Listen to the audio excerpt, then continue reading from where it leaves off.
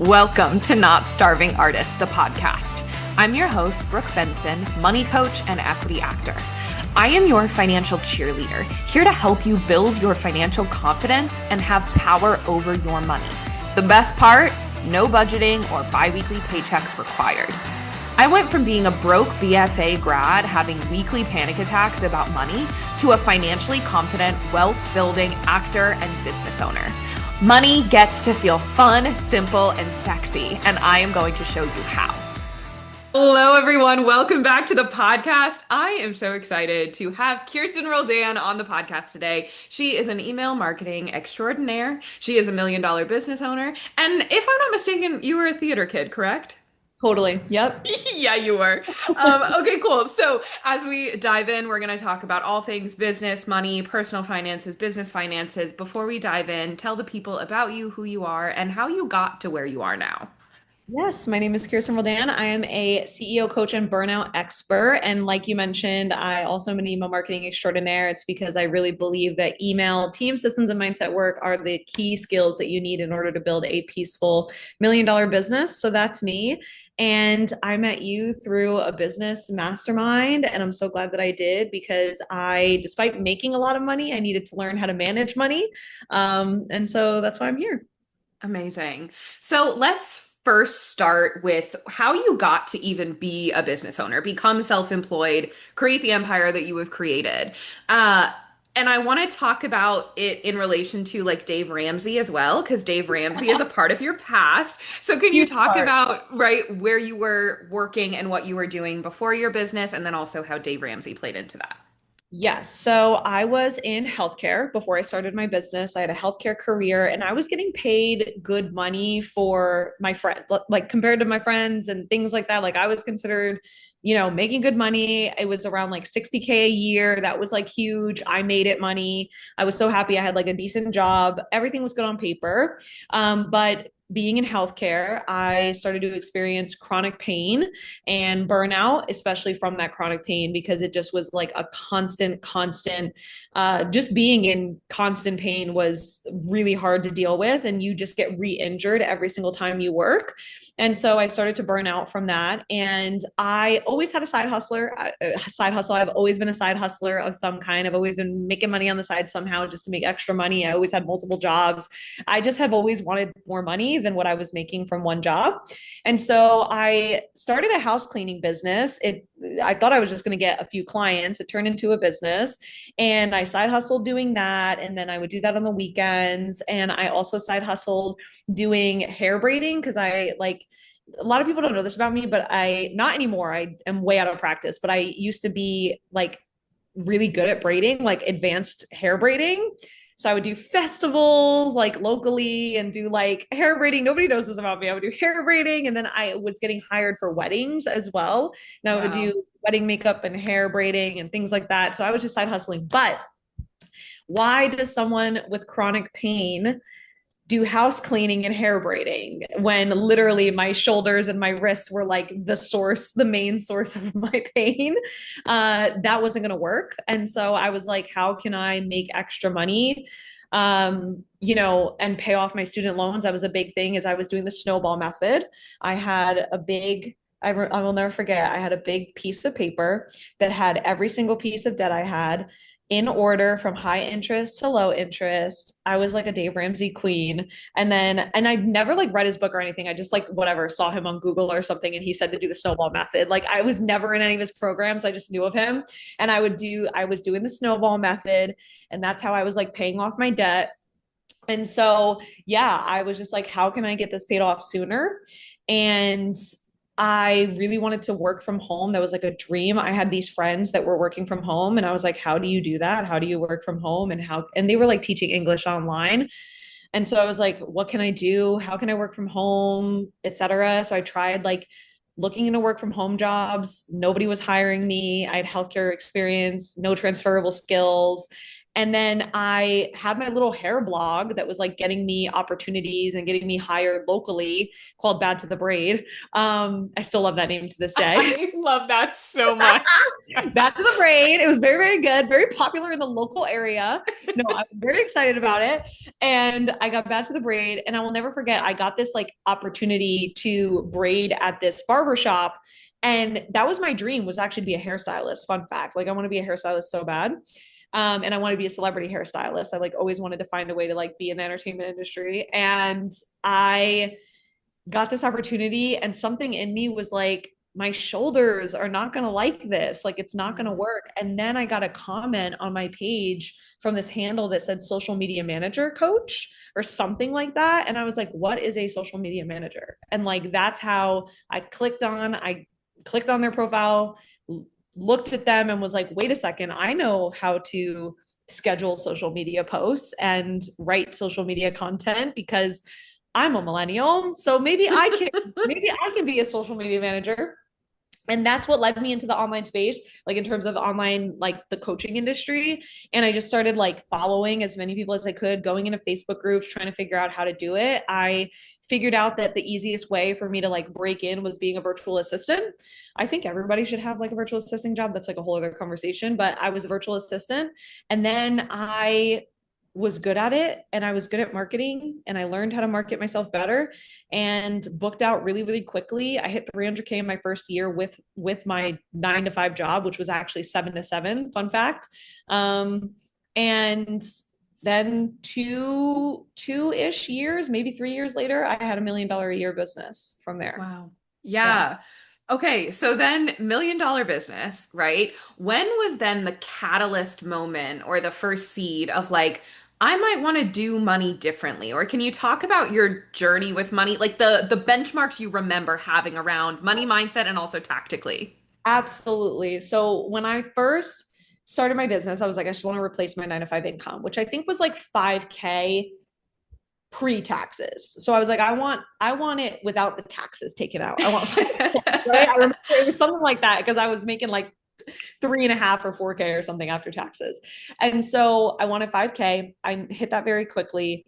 And I scaled really quickly, and I took all the wrong advice of like hiring prematurely and all this stuff. And next thing I knew, I was making literally $50,000 months with like no understanding of how to manage that much money. Like I come from like oh my goodness, literally single teen mom, father was in prison, like a very like not not financially savvy life. Let's just say that. And so I was not used to having that amount of money, knowing how to steward that amount of money. And so it got spent somehow. Like, and next thing I knew, I was like super burnout from my business. Like I had already burned out in healthcare. Now I'm burned out from my business, and I'm making all this money, but I don't know where any of it's going. I'm like so overwhelmed at the fact that my expenses are even that high that I require, like, I think at that point I was hitting like 40K months in expenses. I'm like, how did my expenses get this high? Why am I not like Jeff Bezos right now rich? Like, why am I like in my mind, $50,000 a month? That's what I was making. Add 10K, and that's what I was making a year in healthcare. I was making that a month. Like, I was like, how am I not the wealthiest person alive? Like, that's how I felt. Mm-hmm. And so I just was just absolutely overwhelmed. And honestly, I don't know why I did not even think of money coaching until I had gotten like a money coaching client of my own that like she was a money coach. And then I was like, oh, like maybe I do need financial coaching, but I didn't even think of it. I just was doing the Dave Ramsey of it all, of like, not just Dave Ramsey, but a conglomeration of everyone that I learned, which was like budgeting and like, okay, write down your expenses in a spreadsheet, and then don't spend what you're not supposed to spend, and then make sure you save. And then like I just was trying so hard to manage it. And finally one of my friends told me like, you're managing your entrepreneurial income like a 9 to 5er. And like, that's not going to work. So that was a big breakthrough. But I was struggling. And then next thing I knew, it was 2021. I had this multiple six-figure business and I had savings. I had 3 months of savings and I thought I was living large. And then everything broke loose in my business. Like there's a whole other story to that, but like I ended up burning out my business, burning down my offers. And next thing I knew, like my savings was gone. I was maxing out on credit cards. And I was like, but didn't I just make 50? Like, where's the 50,000 a month? Where are those in my account? Why Mm-hmm. am I here? Mm-hmm. And it was like a big breakthrough of like, I need financial coaching. Like, I do not know how to do this. I do not know what I'm doing wrong. Um, and money mindset wise, I mean, just constant fear, just always in survival, just constantly like, I'm making all this money, but I'm spending it. But also, I don't want to restrict myself. Like, I want to be stricter, but I don't want to restrict. But also, like, it was just all of that. And also, will I ever make this kind of money again? Will I ever be able to hold money and have money and keep money? Will I ever be wealthy? Like I'm 31 now. I only just started investing in my retirement last year at 30 years old because I didn't trust the government. And like there's just all this stuff I've had to dismantle. And so yeah, money mindset for days. Money mindset Yeah. for days. Yeah. So you've had like a lot of different catalysts around money. And this is what I mean. When we talk about money, it's not like you fix your money stuff and then you never have to worry about it again, right? It's like all different levels where like deciding to invest in a retirement account because not that you necessarily have to trust the government, but you can trust the facts about how the stock market works over the long term, right? But like once you solve that, then there's like another thing tactically. And then the money mindset wounds that we have, right? They keep coming up in different flavors. So when you and I started working together, do you remember what that moment was for you? Like I have in my notes what I remember from that time, but I want to know from you, what do you remember? I'm like, I want to know what you remember. Oh my goodness. Well, I remember coming to you and you were talking about anti-budget. And like you don't need to be a budget. You don't need to budget. Budgeting is bad for your mental health specifically. And as someone that is, I mean, I consider myself a mental health advocate for entrepreneurs. Like that's a huge part of my own brand. That just really resonated with me. And I felt like it made a lot of sense to me. And so when I came to you, I was like, I just want to like be able to know where my money is going and actually spend it without feeling like I have to work so hard to manage it. Because at that time, at that point, I had actually worked with, I had been getting financial coaching, and a lot of it was very spreadsheet heavy, which I do at that time think I needed for awareness. And but I think by the time people come to you, they're like, I've done the spreadsheets. Like, so that was me. Like I had done like, yes, it worked at that time, just like the Dave Ramsey method worked for a time. But I was like, the spreadsheets, like, okay, I'm hyper aware. I learned how to check my accounts every single day. That was one of the things I learned, like learn how to check your accounts every day, keep up on it, know where money is going, keep an eye on your finances, don't be financially avoidant. I feel like I had really learned how to not be financially avoidant, but then it got to the point where I was like, okay, but this is kind of like a lot of this is like why is my whole life feels like it revolves around managing dollars and cents, and I didn't like that energy. And so I remember coming to you and just being like, how can this just be easier and I don't have to budget? Yeah.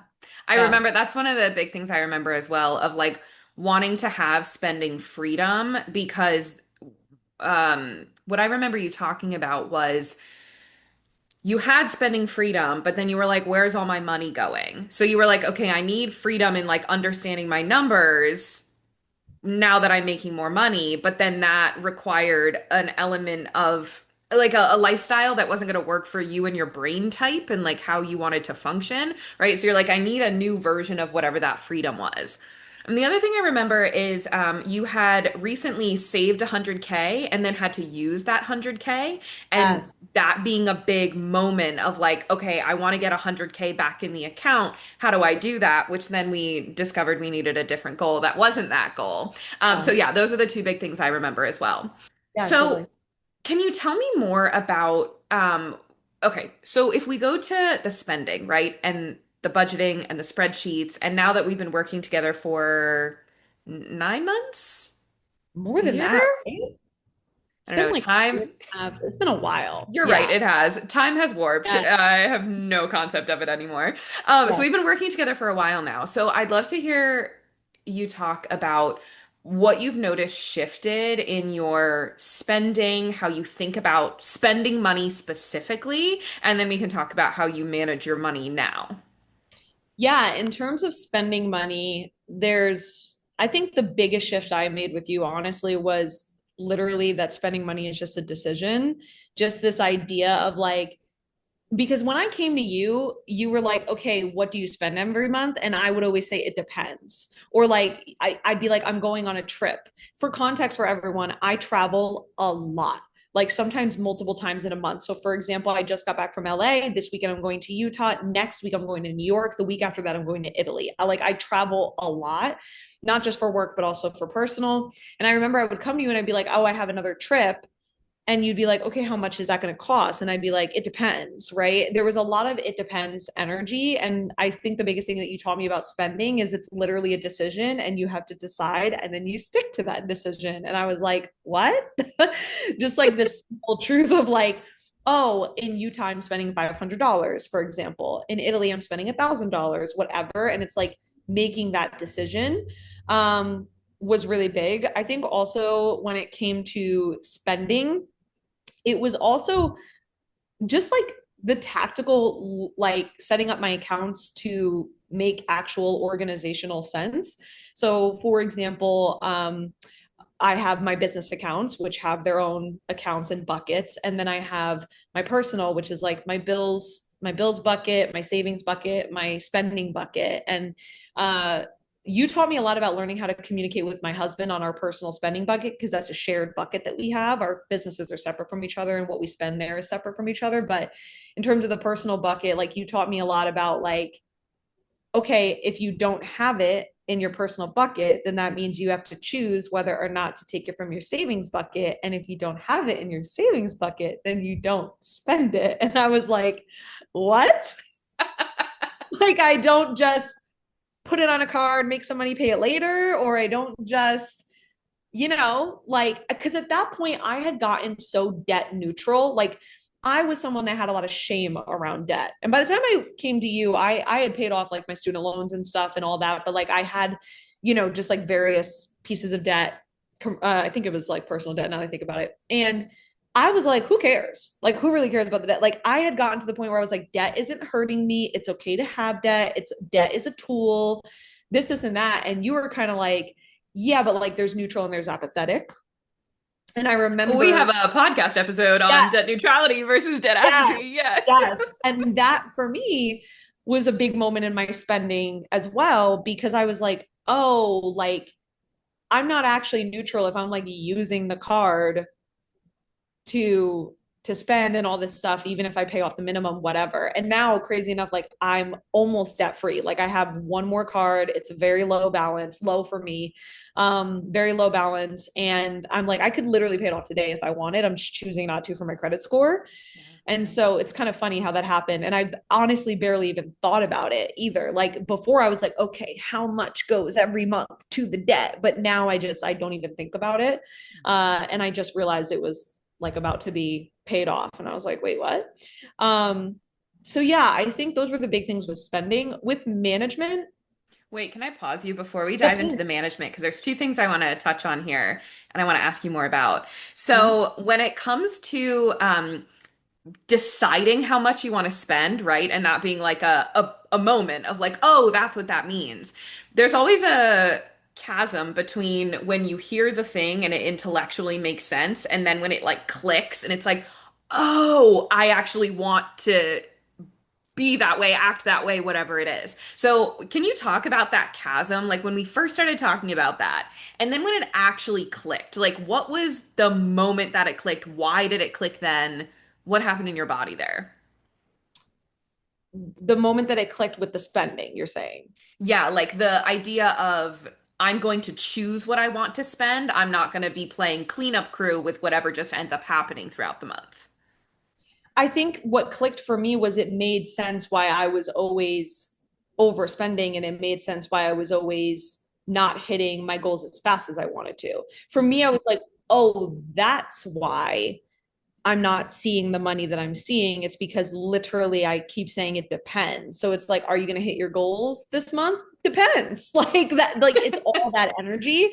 And Yeah. so I think for me, that was just a big realization where I was like, oh, like it depends is showing up in my results as well. Mm-hmm. And same thing with the debt apathy. It just made me realize I'm like, well, this is again going back to like, this is why I keep getting into debt, or I keep using debt unnecessarily, or I'm just not hitting my, I'm wondering why I'm not staying within my spending plan. And it's because I make it negotiable every month. When I had a 9 to 5, it was not negotiable. Literally, one of the things I just, funny enough, posted content about this today. One of the things I teach my clients is like, work in your business is non-negotiable. Like there's no, when people are like, how do you keep going in business? I'm like, what are you talking about? It's literally work. It's non-negotiable. Like, how did you keep going to your 9 to 5? Like that doesn't make sense to me. It feels this, that's clicking with me now with money, where I'm like, oh, there was a time where it was non-negotiable that you could not spend your money. And also you did not get approved for credit cards. So like there was no option but to go make extra money and go side hustle, or to not get it that month. And like now that's finally clicking with me in business, where I'm like, just because you have this unlimited income and this and that, whatever, even if you have that, you still should have like a plan for where your money is going. And that's not like, you're not going to hit the goal if you're not making it negotiable that you don't overspend from your spending plan. And you've helped me a lot too with the balance of figuring out what your spending actually is, right? Because there's a balance, because sometimes we're like genuinely setting an unrealistic goal. Um, but once you know your realistic goal and you know you can stay within it, which I know that I can, anything after that is just, you're just not being intentional at that point. You're overspending, just overspend. Yeah, because I remember, yeah, when we were setting your initial flex numbers in your personal life, it was like, yeah, with the groceries and the food that you're getting, like, there's literally no way with what Right. groceries cost that you're going to be able to stay within that. So we had to bump it up. Yeah. Exactly.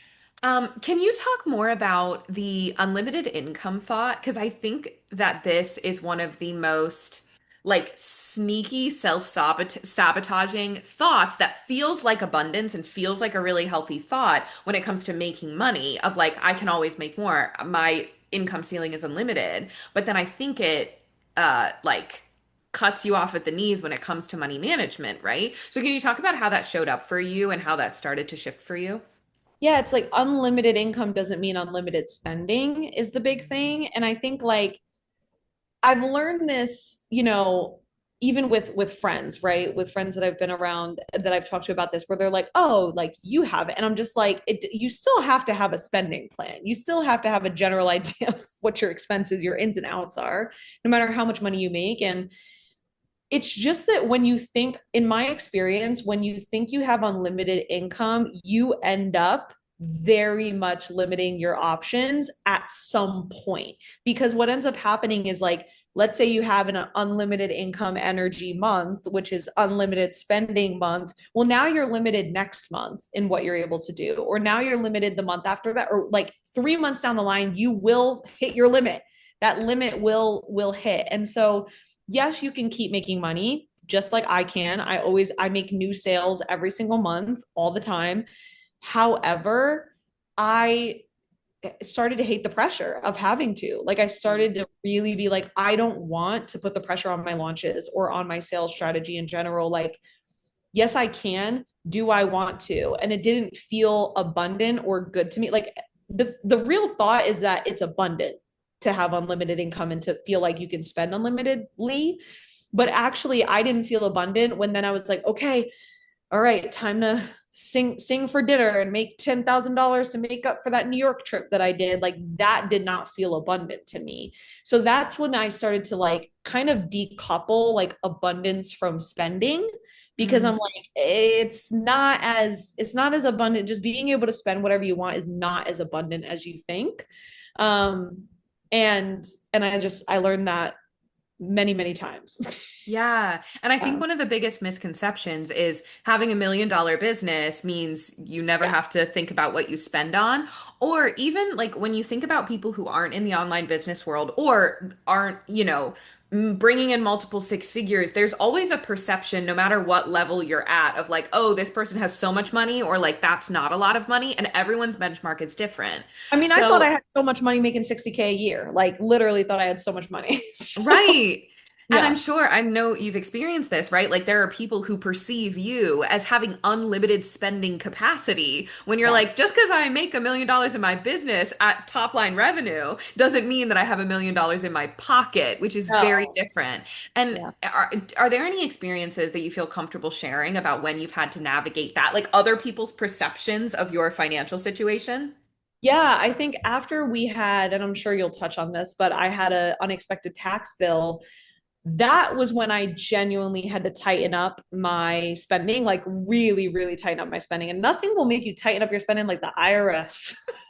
Like the IRS coming at you with a $150,000 tax bill. Nothing will make you tighten up your spending more than that. And um, it really made me confront a lot of my people pleasing tendencies in terms of how I spend money, how I feel, not just people pleasing. I would actually more so say image issues where like I wanted to look like I had money and I wanted to also like my one of my love languages is gift giving and like being generous and like I associated always being the one to pay with generosity and with being like the one that could do it. And I really liked that about myself. However, um, there for the first time ever, I had to be like, okay, want me to Venmo you? And like that was that was or like you're gonna Venmo me? Like that was a little it was embarrassing for me at first because I hadn't done that in so long.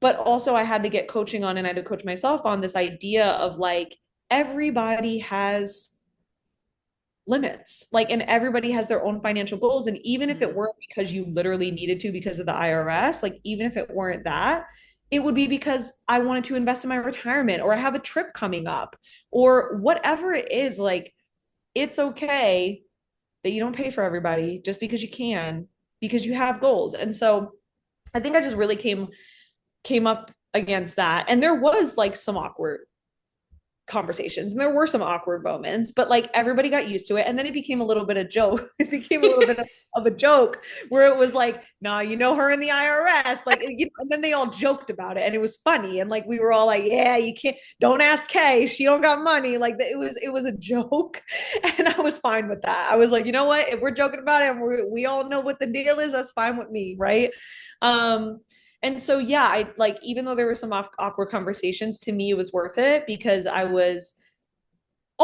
spending in a much more values aligned way. Like, instead of just spending because I felt like it made me look good, I started spending because I wanted to. Like, I still was paying for certain things that I did not have to, but it's because I wanted to. And I genuinely was like, no, this is on me. Like, and what my rule was, if anyone's like wondering how to start doing this, my rule was very simple.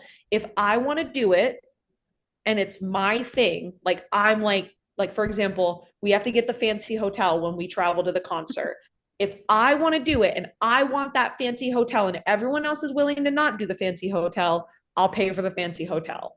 Like Mhm. that was kind of my rule, but very quickly did I learn I didn't always need the fancy hotel. Like that was fine with me, right? And Yeah. so that was kind of my rule of thumb and everyone else found that to be very fair. Like everyone was like, yeah, no, that's valid. Like, yeah, totally. And they would do the same if they wanted to do the thing. It kind of became like the unspoken rule of like, if you want to do it, you pay for it. If nobody else cares, then we don't do it. And that's kind of how we navigated it. And I feel like it helped all of us spend less money. Yeah, and that's what I was just Yeah. about to say. Like the fact that you were brave enough, because it is a very brave thing to open up these kinds of money conversations, especially with your friends and your family. Like being the first one to start to say, hey, I want to talk about my financial limits or like what I'm willing to spend. I have found that a lot of people have a big sigh of relief that they didn't have to be the first one, or now this is something that I can bring up and it's not weird. Did you experience that with your people? Absolutely. And now we're actually way more open financially with each other, which is That's actually really nice. amazing. Like we had we joked with one of my friends who actually makes even more than I do. And we had a joke. We were all on vacation. I can't remember where, but we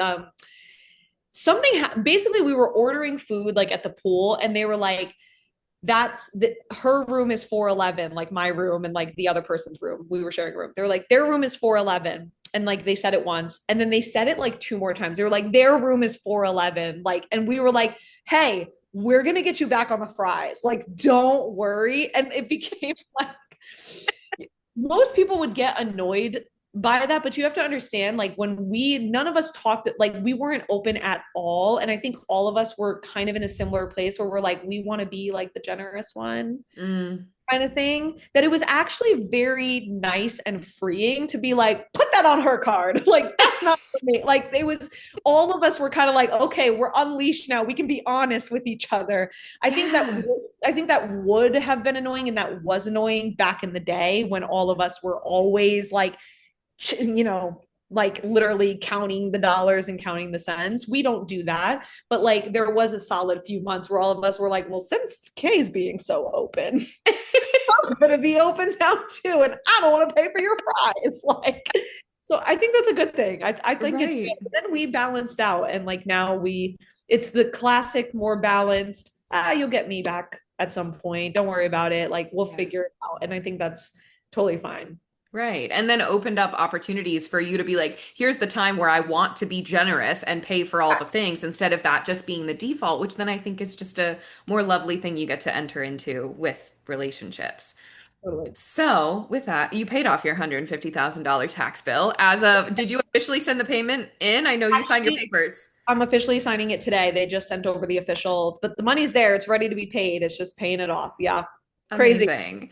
Yeah. So, with that, like with having some of those awkward conversations and deciding on spending and your priorities, something that you've put a lot of work into over the past year, year and a half is shifting the current impulse, wanting things now and the current spending with future goals, right? Like having a month of bills in the bank, investing in retirement, having money in the bank for savings before you go on the trips, right? Those sorts of things. Can you talk about how you started to tip those scales of adding more financial priority to the future stuff without it feeling like a I have to kind of thing? I think it was really simple as the financial CEO parties Mm. was literally planning, it was looking at your calendar. Again, so many of these things, it's so funny. I teach my clients in business to do, but not like learning it how to do it financially was really helpful. So for example, I always say, look at your calendar 6 weeks in advance. What tasks might you have in your business that you have to complete? Add it to your calendar. Doing that with my money was huge. Yep. Like being like, what's going on in the next 6 weeks that I might have to pay for was like really, really groundbreaking for me. And so doing the financial CEO parties and actually looking at, okay, in the next 6 weeks, like what trips do I have coming, et cetera, helped us to be able to be like, okay, this month I'm going to have to take an extra owner's draw on this. And that means I need to make this much more money. Otherwise, I'm not able to do that, or I have to do it differently than I thought, or whatever. So I think that helped me a lot with financial, like just projecting my finances. That feels very low lift. Like I do it once a month. I look at it and I'm like, okay, 6 weeks ahead. Like, I don't know. It doesn't feel like a lot of management anymore like it used to. Where before it was like I said, I was checking every single day and Mhm. what was my goal and all of that. So just that simple hack of looking at my calendar, what's coming up in 6 weeks that could affect my budget. Is there a concert? Is a friend visiting? Am I going to on a trip? Am I, whatever it is family coming over? Do I want to go out to eat? Do I want to book a special restaurant? Like what's going to happen? And what are my habits? If I know that I'm going to like, I like to go to a restaurant at least twice a month, for example, then making sure to add that in. So I think that'll help. Yeah. Yeah. So, can you talk about, because you touched on it, like the actual management now of your dollars and how that's shifted for you, like with the bank accounts and what cards you're spending on and how you're checking in on the numbers? And you can talk business and personal as well, just kind of give an overview and then we'll dive into specifics. Yeah, overview is the way I run my business is I have one bank and then it has buckets of accounts. So I have my deposits and bills account. That means everything that comes into my business that like gets paid and deposited into that account. And that's where all my bills come out to. However, the majority of my bills are actually paid through my Amex. So really what I'm actually doing is I'm paying my Amex from that account essentially. So really all of as many business bills as I can is getting put on my Amex for points because just today I was with you when I literally bought a trip to Italy and the majority of it was paid with my points, which was really, really nice. So that's like how that works. So there's really nothing subscription wise coming out of that account except for payroll and my Amex payment. Then from there, whenever it comes in, I'm looking at what are the expenses this month, including what I need to pay myself. And I'm just leaving that amount of money in the account. And then whatever's left over, that's where it will either move to um my taxes bucket, my business investments bucket, or my emergency fund bucket. Now, for about a year, everything extra has been going to taxes as much as possible. Like whenever I have extra after all the expenses, personal and business wise, it's just going to taxes. Now that we're fully funded on that, we're like, okay, it can go to something else. It can, yeah, split up. Just split it up a little bit. So that's really nice. So then I was able to fully fund while I was with you. Like not only did I fund over $150,000 in taxes, I also funded $30,000 to my business emergency fund. So I also had an emergency fund so that I didn't have to pull out of taxes, which was really nice too. So that could keep growing without me having to pull. And wait, before you move on, I also want to talk about that 30K. And as you were working towards getting 3 months ahead on bills, you Yeah, were 1 month ahead on bills. And we've been talking about how you've been able to ride out through the past year with yeah, just that amount of savings. And you were able to, well, one, move and sell your house, which we haven't touched on at all yet. yeah. But then also take medical leave. So can you talk more about Oh my gosh, I how, forgot about that. right? Yeah, Yeah, yeah. how having that money available to you and how working on this was able to like give you those things where you had to use money that you weren't expecting or Yeah. necessarily wanting to give you that space. Okay, this is good. So to keep overviewing it, Yeah.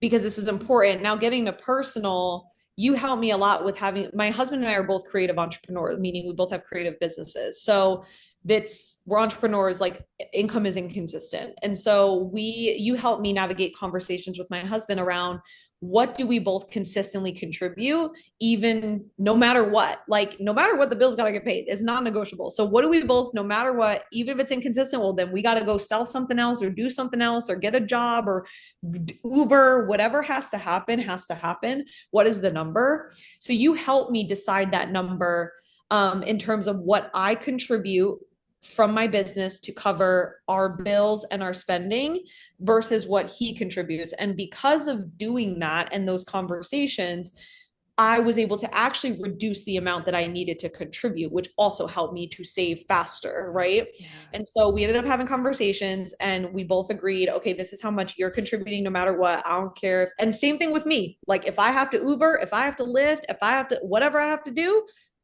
that number has to get in the account that month. And so by doing that, that really helped us a lot.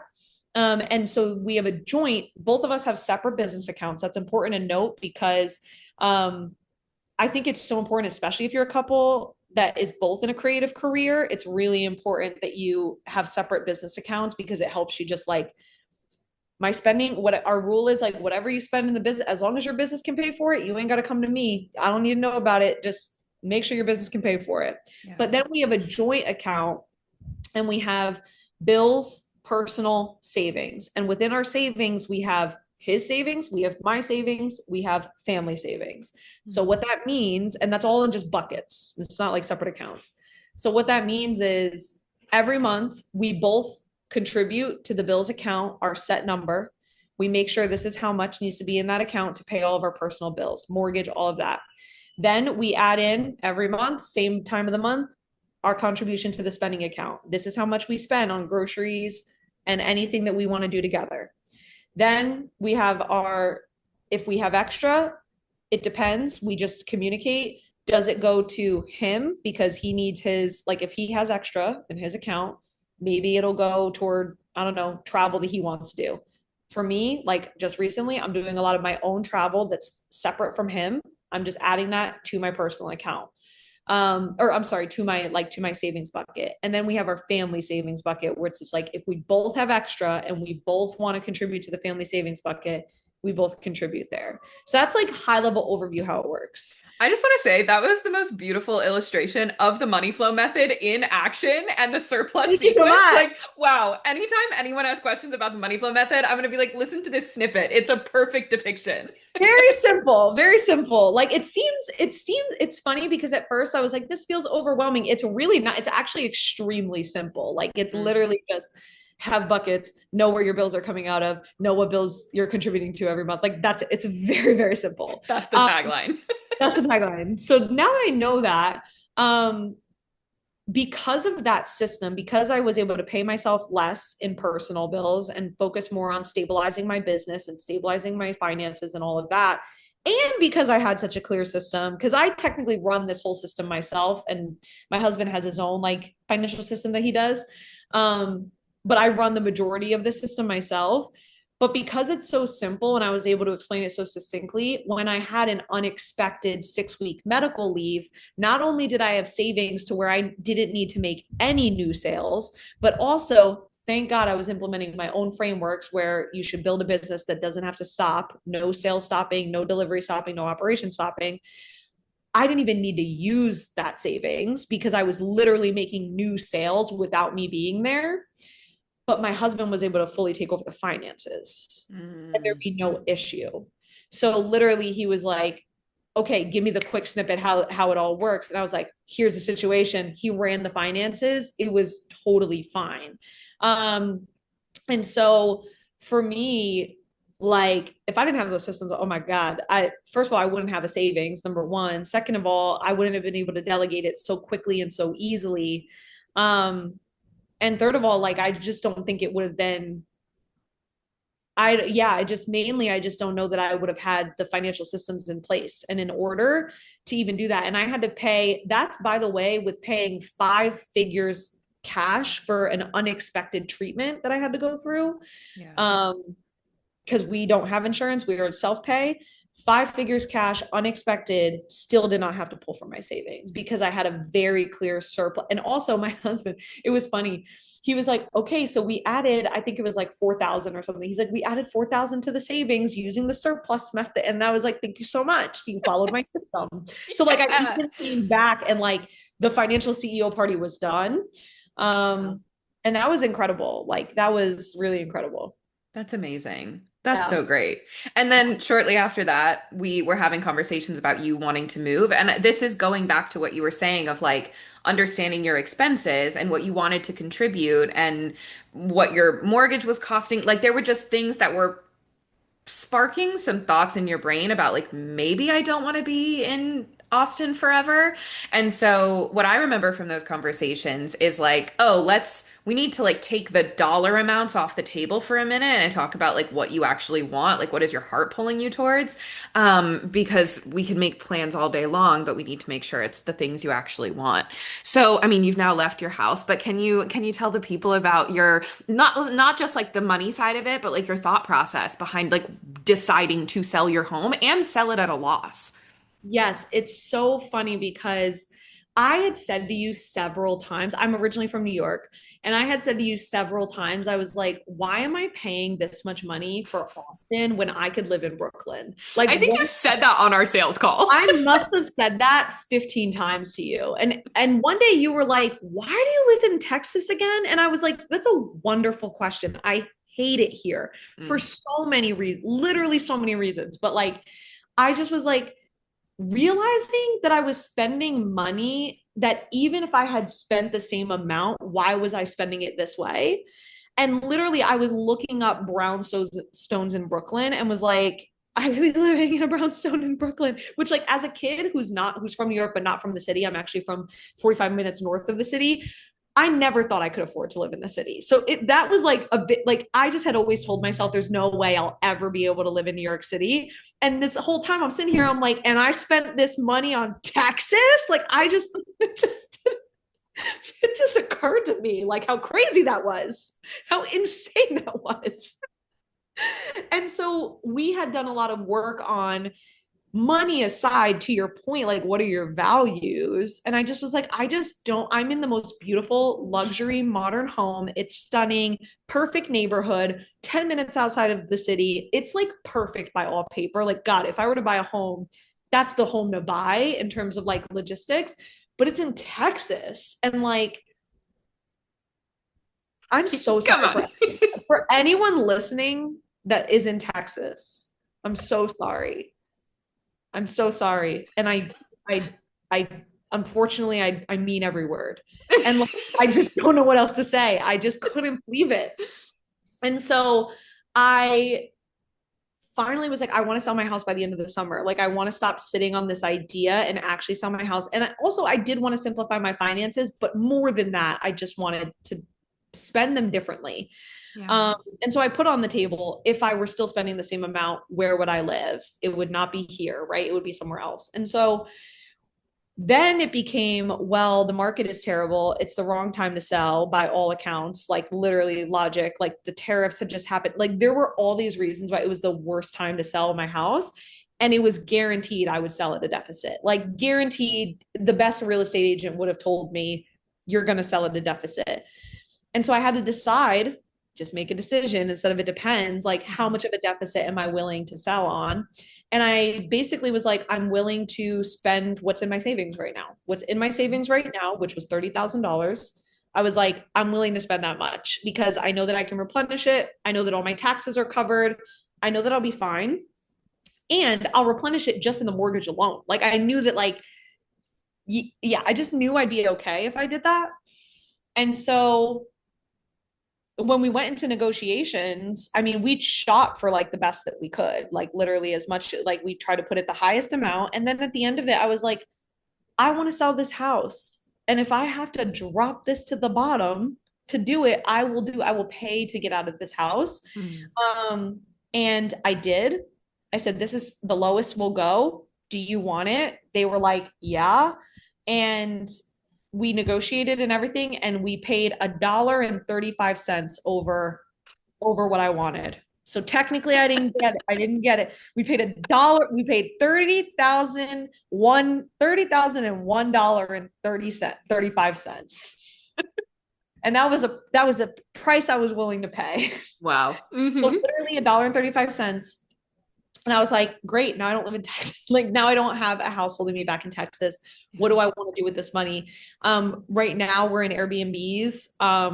Until we figure it out, we're literally like, we have no idea where we're going to be. It could be LA, it could be New York, it could be out of the country. We have no idea.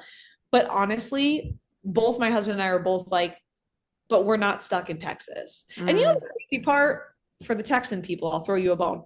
The crazy part is I'm getting senioritis because now I'm like, wait, but Austin's nice, actually. It's actually really nice until I'm outside for more than 2 minutes. Yeah. And then I'm like, what am I talking about? Why would I say that? Yeah. It's too hot. But yeah, Austin, I've actually been getting some senioritis. However, it's interesting because again, I'm still like, another big thing you and I figured out together was what I actually value in a home. And I actually don't really care for hyper modern homes. Like what I missed so much about New York was the architecture. I missed the historical. I grew up in like a small historical city and like on the river. And so it just like I miss the cobblestone and like the brick and the crown molding, and like I missed that.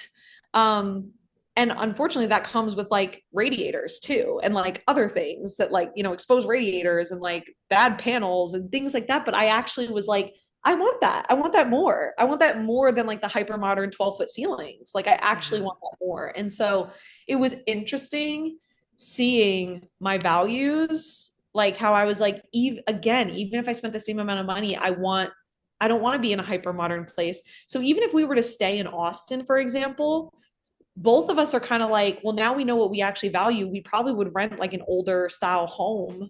Yeah.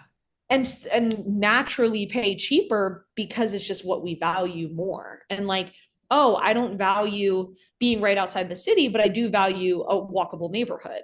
Mm-hmm. And you can have a walkable neighborhood and live in the country and pay a lot less. like, Yeah. and be 30 minutes outside. I mean, I'm used to being 30, 45 minutes outside of a major city. Sounds perfect to me. Just hop on a train. Right. So Yeah. like it's things like that where I thought I needed to be in the city to be happy and I needed to be in a modern home and all this stuff. And I just didn't. And so I Yeah. think a lot of that's another reason why I think I was more willing to pay myself out because I was like, I know that this is all going to come back Yeah. and I'm going to actually spend it on what I value. Yeah, and this is why good and bad financial decisions don't exist. It's Yeah. just aligned and unaligned financial decisions. Because for Yeah. you, like if you took this decision to a financial planner or someone who works in the real estate market, they would be like, don't stay Yes. in the house and like Yes. trying to like game the markets and try and predict when the market was going to go back up and all of this stuff. But at the end of the day, then you would have been stuck in that house for another year or two. Who knows? Like no Yeah. one can predict what the markets are going to do. So I'm Yeah. just so glad you shared that because spending $30,000 to, and this is also why having cash available to you is a godsend. Like it's not just the vanity metric of having like 100K in savings. It's the fact that when you want to get out of a house, you have the cash to be able to get out. So I just wanted to highlight those two things for everyone to hear from your story that like, the point of what we do with all this money stuff is so that you can make decisions like this and have money to back you up on it. Yeah. Yeah. Yeah. So the last thing I want to ask you before I give you a chance to tell all the people where to find you is if there's any other wins or pivotal moments that you remember over our past year and a half of money things or mindset shifts that feel very big for you or like, yeah, big shifts. I mean, the big one was, of course, being able to go on medical leave and not have Mm. any issues. Financially, the big one was making decisions. I mean, there's been a lot of big ones. I think like getting through this tax thing also, not only that, not just getting through the tax thing, but getting through the tax thing without, we really didn't budget like that. Like genuine, like I think people don't realize like the management really wasn't that much Mm. in terms of figuring it out. It literally was just like, what are you spending and what did you make, and now pay that. Like it's I didn't need a whole, I do have a spreadsheet of my expenses so I have a like a quick look and idea, but I really don't update that thing. I don't, I'm just like, okay, here it is, okay, great. It's just so I don't have to use a calculator. I don't use it at all to like, yeah, like that's really what it is. It's like I use it as a calculator so I don't have to like input all the numbers every month, but I don't use it for anything else at all. When before I was like line iteming everything, Yeah. and now I just have quick categories. I have a calculator. Great. Now I know what my expenses are. Now I know what my bills are. And so I think like the big breakthrough was just how much we were able to get done with very low management. Mhm. Um, and also we've just achieved a lot. Like I was able to pay off a whole tax bill, back taxes. This is, that's not, y'all, that wasn't including the actual 2024 tax year. Like that was back taxes. So that was, we paid off back taxes and our current taxes, and I'm caught up on 2025 taxes. So Yeah. 3 years of taxes have been handled. Within 1 year, less than 1 year. Less than 1 year. I think it Yeah. was within like 6 months. 6 months. Yeah, I think it was like two, yeah, like within 6 months, 3 years of taxes have been handled.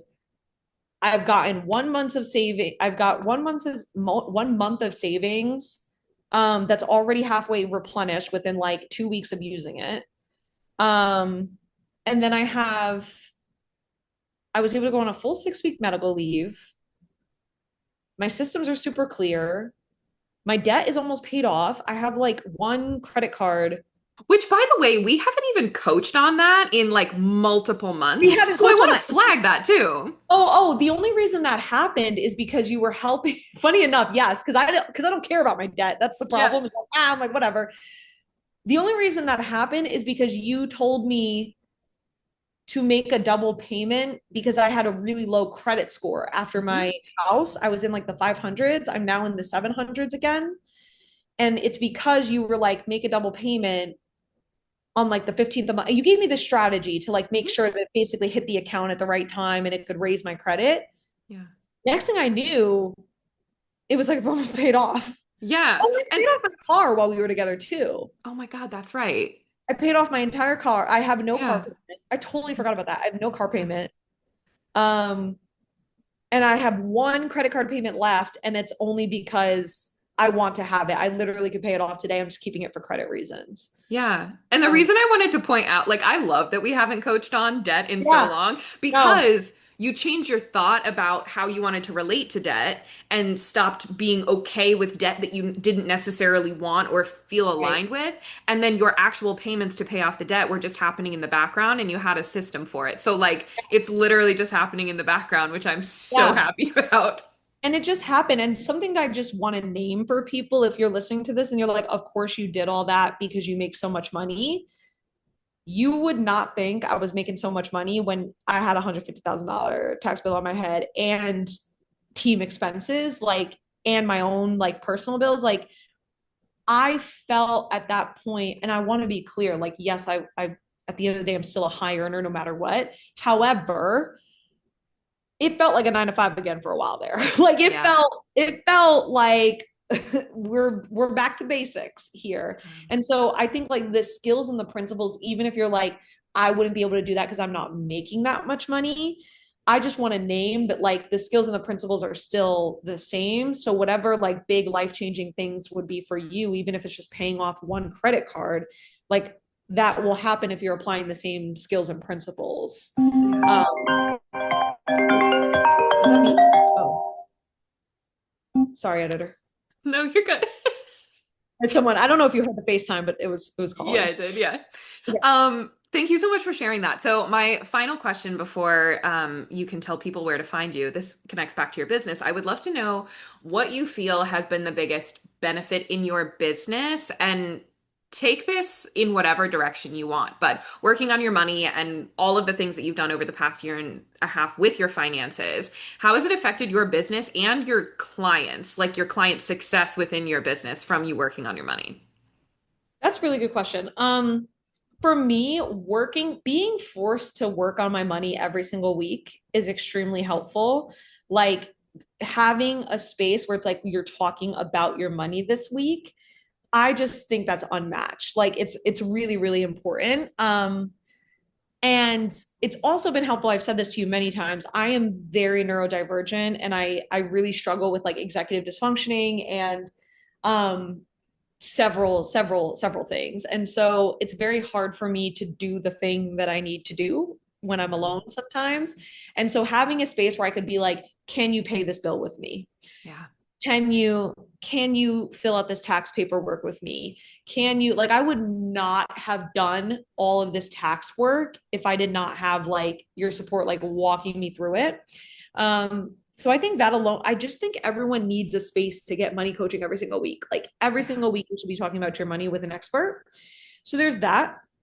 I think another huge benefit for my client success has been, I mean, as a business coach myself, like my own financial piece will always be so important in order to coach clients on theirs. Like, Yeah. very important. I've also been able to train them better on because I've created new frameworks because I remember you and I were talking about team stuff and should I release someone and why should I and this and that. And I was even coming up with my own new frameworks of like, oh, this is what to think about when you're releasing someone. And that's helped me because I coach a lot of people on their team. And then I've also been able to give some warning signs. Like I did, like, like being like, this is what to look for when you're hiring an accountant. Like, this is what I learned the hard way. Like, these are questions to ask. Mm. I tell my clients all the time, like, have your own money coach. Here's how to ask, here's what questions to ask your money coach. Here's what to bring to them. Like, absolutely, that's helped their success for sure. And just showing them what's possible. I mean, showing them honestly, even like honestly, the messy parts. Like I have Mm. literally shown up to my clients and have been like, I have a 150K tax bill over my head. Here's how I'm handling it emotionally. Here's how I'm paying it off. Here's how I'm working through it. And then being like, wow, like I'm so glad you're going through this and not me. And I can learn from it. you know, Yeah. I think all of that has helped. Um, and I wouldn't have been able to do that if I weren't like paying attention to my money like For consistently. sure. Yeah, Mhm. I love that. So Yeah. now tell people if they're interested in learning about your services, what you offer. Tell people a little bit more about your offers and how you serve people too, and then drop your handles and where they can connect with you. Yeah, so you can find me. The best way to learn from me right now is either on my email list or on my podcast. You can join my email list at kirstenroldan.com. My podcast is called Business Without Burnout, and we feature guests and address topics on entrepreneurial productivity, mental health, and burnout. I am really, really passionate about building a business that is peaceful and that will not hurt your mental health, but will actually help it because you are making more money. I'm very passionate about that. And I'm really getting more and more into mental health advocacy work for entrepreneurs specifically because I think we're so under supported in that realm. And so if you're into that, come follow me, come follow the podcast. You can also connect with me on Instagram at Kirsten Roldan. In terms of my offers, I just really specialize in helping business owners make a lot of money peacefully. So that's my thing. I have a self-paced course called Burnout Detox, where you heal your burnout in 4 weeks, increase your productivity, and feel excited about business again. So if you're just feeling like, oh my goodness, I don't even know if I want to do this business thing anymore. It hurts. It's hard. It's not feeling good. That's honestly the best place to start. And then after that, I have other offers like $1 Million Email, so that you can be social media optional if you're someone that's marketing right now and it feels like it's burning you out. That's a great offer for you. And then I have $1 Million CEO, which is for when you're ready to scale and make more money and set up your offer suite, your team, your systems, your mindset, all the things. So that's me. Kirsten, thank you so much for sharing everything you did today. Thank you for being on the Not Starving Artist podcast. Thank you. Thanks so much for tuning in. Come join me on Instagram for more on how to build a simple, sexy relationship with your money. My Instagram handle is @NotStarvingArtists. And if you want to dive deeper with me, head to the show notes to learn more about one-on-one coaching. If you love this episode, subscribe, leave a review, and share it with a friend that you want to get rich with.